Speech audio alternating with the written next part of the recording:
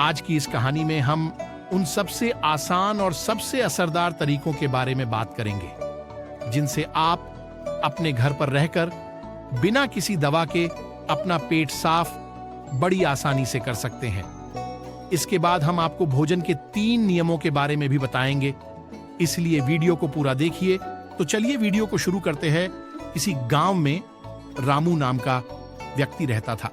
वह अपने पेट को लेकर बहुत ही ज्यादा परेशान रहता था। वह एक दिन एक महात्मा के पास जाता है, क्योंकि वह महात्मा आयुर्वेद के बड़े ज्ञानी थे। रामू महात्मा से प्रणाम करता है और कहता है, हे मुनिवर, मैं अपने पेट को लेकर बहुत ज्यादा परेशान हूं। मेरे पेट में दिन प्रतिदिन समस्याएं उत्पन्न होती जा रही है। मेरा अच्छे से पेट साफ नहीं हो पाता है। मेरे पेट में बहुत ज्यादा जलन और दर्द होने लगता है। इसके अलावा मुझे मल त्याग करने में भी बहुत ज्यादा होती है। अगर मैं संक्षेप में कहूं तो मेरे पेट की पाचन क्रिया समय से पहले ही मेरा साथ देना छोड़ रही है। हे मुनिवर, कृपया आप मुझे कोई ऐसा समाधान बताइए जिससे मैं अपना पेट आसानी से साफ कर सकूं और पेट की इन सभी समस्याओं से हमेशा हमेशा के लिए निजात पा सकूं। पहले तो उस महात्मा ने रामू की सभी बातों को ध्यानपूर्वक सुना और फिर कहा, हमारे आयुर्वेद के सिद्धांत के अनुसार जितना समय आपको पेशाब यानी कि टॉयलेट करने में लगता है, उतना ही समय पेट साफ होने में लगना चाहिए, तभी आप स्वस्थ हैं। लेकिन बहुत सारे लोग टॉयलेट में बहुत देर तक बैठे रहते हैं, मोबाइल चलाते रहते हैं, न्यूज़पेपर पढ़ते रहते हैं, लेकिन उसके बावजूद उनका पेट साफ ठीक से नहीं हो पाता और इसी कारण से उनके मन का संतुलन पूरे दिन बिगड़ा रहता है।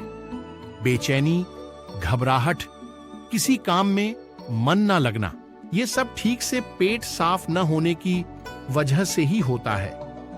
जब भी आप अपनी किसी भी बीमारी का इलाज आयुर्वेदिक पद्धति के अनुसार करवाते हैं तो सबसे पहले आपके पेट की सफाई की जाती है। यह अपने आप में पूरा इलाज नहीं है, लेकिन यह शरीर के सुधार के लिए बुनियादी वातावरण पैदा करता है। कोई भी दवा तभी ठीक प्रकार से काम करेगी जब आपका पेट साफ होगा, वरना तो आप कितनी भी दवाइयां लें, कितना भी इलाज कराएं, कोई फर्क नहीं पड़ने वाला।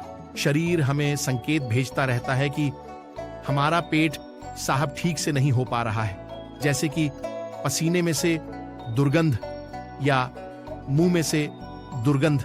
अगर वहां से दुर्गंध आ रही है तो हमें समझ जाना चाहिए कि हमारा पेट ठीक से साफ नहीं हो पा रहा है और हमें इसका हल ढूंढना होगा। ठीक से नींद ना आना, मानसिक समस्याएं, ये सारी चीजें पेट साफ ना होने के कारण ही पैदा होती है। फिर रामू ने कहा कि महात्मन, हमें अपना पेट साफ कैसे करना है? महात्मा ने कहा, आज मैं आपको पेट साफ करने के लिए कुछ प्रभावी आयुर्वेदिक जड़ी बूटियों और तरीकों के बारे में बताऊंगा। ये जड़ी बूटियां आपको कब्ज से भी छुटकारा दिलाने में मदद करेंगी। महात्मा की इन्हीं बातों को सुनकर रामू बहुत ज्यादा उत्साहित हो जाता है और कहता है, महात्मन, कृपया आप मुझे उन सभी तरीकों के बारे में जानकारी दो जिससे मैं अपना पेट हमेशा के लिए स्वस्थ और साफ रख सकूं। पेट साफ करने के आयुर्वेदिक तरीके। पहला तरीका।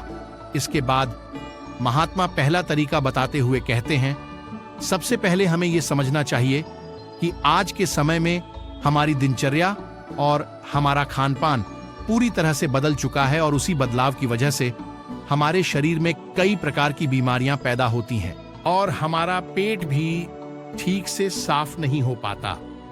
उदाहरण के लिए, आज के समय में ज्यादातर लोग फ्रीज का पानी पीते हैं जो कि बहुत ठंडा होता है, और जितना ठंडा पानी आप पिएंगे आपके पेट में जमा गंदगी उतनी ही सख्त होती जाएगी और इसी कारण से कब्ज जैसी बीमारियां पैदा होती हैं।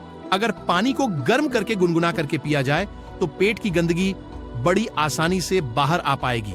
सुबह उठते ही 2 ग्लास गुनगुना पानी करके आराम से घूंट घंट करके पिएं। कुछ लोगों को लग रहा होगा कि घूंट घूंट पानी करके पीने में बहुत समय लगेगा, लेकिन अगर यहां पर समय नहीं लगाएंगे, टॉयलेट में समय लगेगा।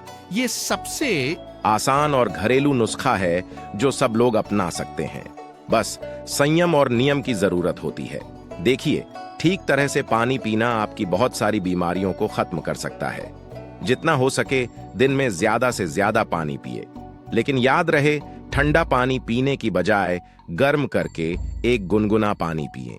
आजकल बाजार में ऐसी बोतलें भी आती है कि जिनमें आप जैसा पानी डालेंगे पानी वैसा ही रहेगा, तो आप ऐसी बोतल ले सकते हैं और पानी गर्म करके गुनगुना करके उस बोतल में डाल सकते हैं, और जब भी आपको जरूरत महसूस हो आप दिन में उस पानी को पी सकते हैं। लेकिन पानी के संबंध में एक बात जरूर याद रखना कि खाना खाते ही पानी नहीं पीना है। इससे आपकी पाचन क्रिया बाधित होती है।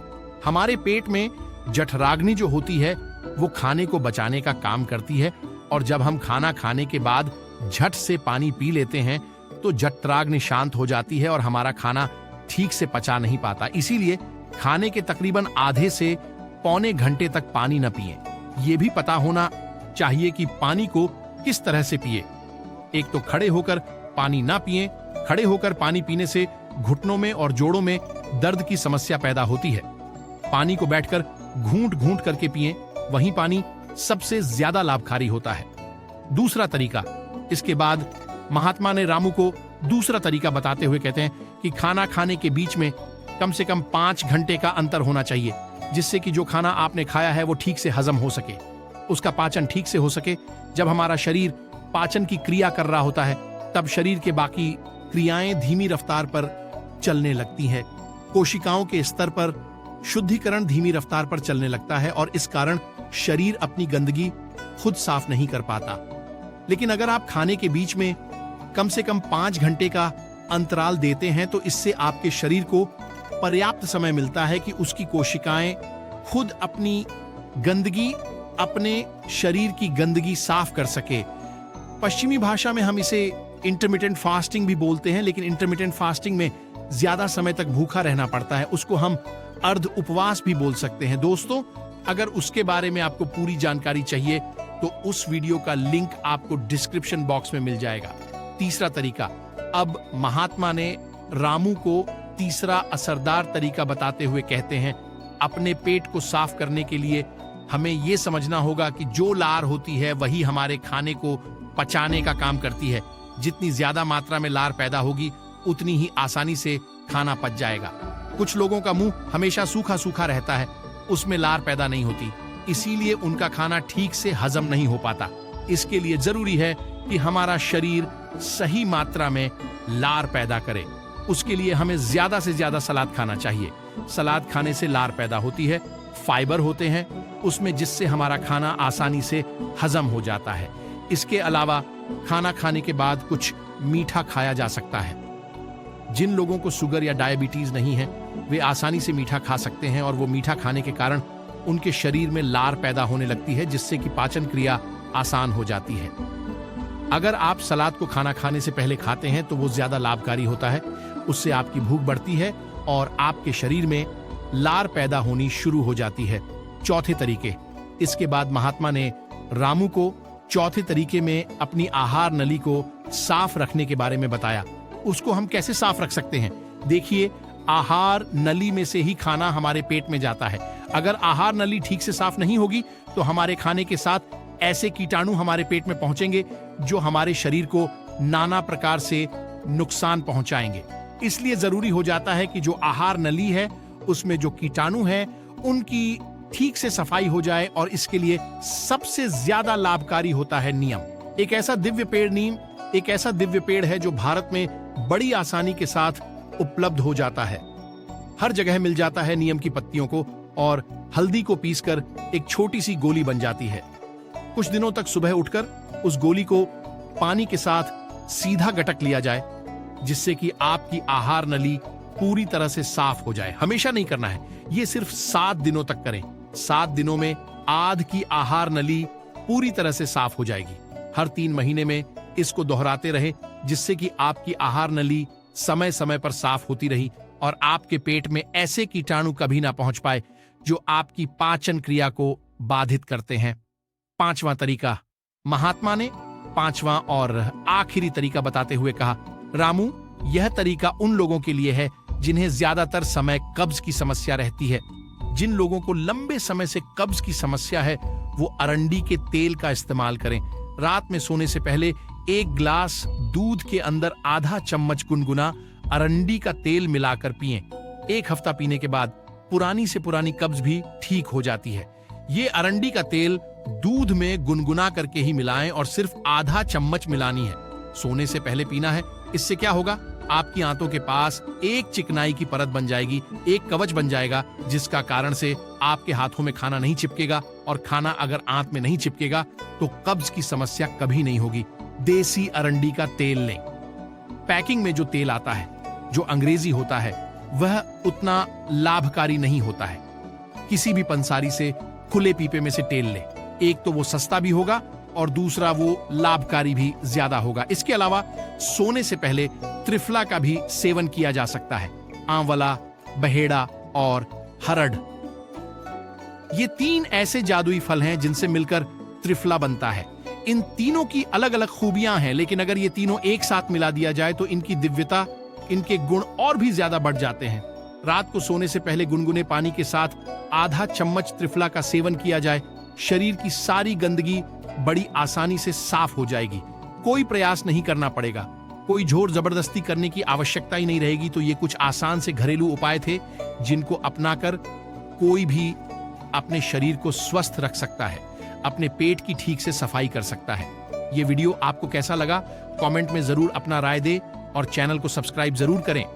और भोजन के 3 नियम को भी जान लेते हैं। पेट साफ करने के बाद महात्मा ने रामू से कहा, रामू, अब मैं आपको भोजन के उन 3 नियमों के बारे में बताने जा रहा हूं, जिसे अपनाने पर पेट से संबंधित कोई भी बीमारी नहीं होगी, क्योंकि पेट में होने वाली बीमारियां हमारे खान पान पर निर्भर करती हैं। पहला नियम, महात्मा ने पहला नियम बताते हुए शुरू किया, अपने आहार में 40 से 50% सजीव भोजन शामिल करें।